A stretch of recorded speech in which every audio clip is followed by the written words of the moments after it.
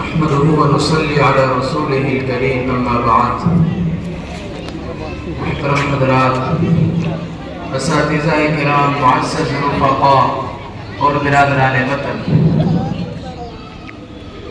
انگریزوں کے خلاف ہندوستان کی جنگ آزادی تقریباً 200 برس تک جاری رہی. اس دوران متعدد تحریکوں نے جنم لیا. ایک تحریک ختم ہو گئی تو دوسری نے اس کی جگہ لے لی. یہ سلسلہ 1947 تک چلتا رہا، یہاں تک کہ 15 اگست 1947 کی آدھی رات کو وطن عزیز لیلائے آزادی کی نعمت سے بہرہ ہوا. اور یہ آزادی ہمیں یوں ہی حاصل نہیں ہو گئی، اس کے اصول کے لیے ہمارے بزرگوں نے اپنا لہو بہایا ہے.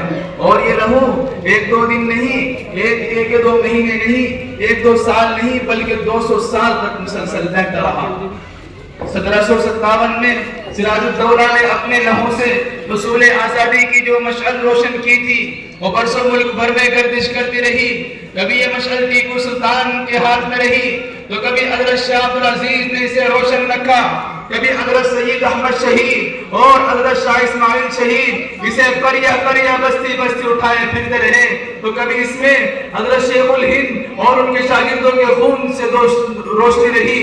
ان بزرگوں کی قیادت میں ہزاروں لاکھوں لوگوں نے اپنی جان کا نذرانہ پیش کر دیا، گولیاں کھائی، پھانسیوں پر لٹکے.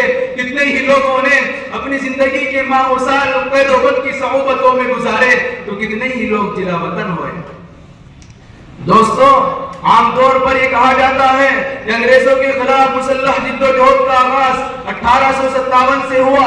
یہ ایک غلط مفروضہ ہے جو جان بوجھ کر عام کیا گیا ہے تاکہ 1857 سے 100 برس پہلے جس تحریک کا آغاز ہوا اور جس کے نتیجے میں بنگال کے سراج الدولہ نے 1757 میں، مجنو شاہ نے 1776 اور 1780 میں، حیدر علی نے 1767 اور اس کے بیٹے سلطان ٹیپو نے 1791 میں، مولانا شریعت اللہ اور ان کے بیٹے دادو میاں نے 1812 میں، حضرت سید احمد شہید نے 1831 میں جو باقاعدہ جنگ لڑی، وہ سب تاریخ کے غبار میں دب جائے اور اہل وطن یہ نہ جان سکے کہ مسلمانوں کے دلوں میں انگریزوں کے خلاف نفرت کی چنگاری اس دن سے سلگ رہی تھی جس دن انہوں نے اپنے ناپاک قدم اس سرزمین پر رکھے تھے اور تجارت کے نام پر سیاسی اور فوجی اثر و رسوخ حاصل کر کے یہاں کے حکمرانوں کو بے دست و پا کر دیا تھا.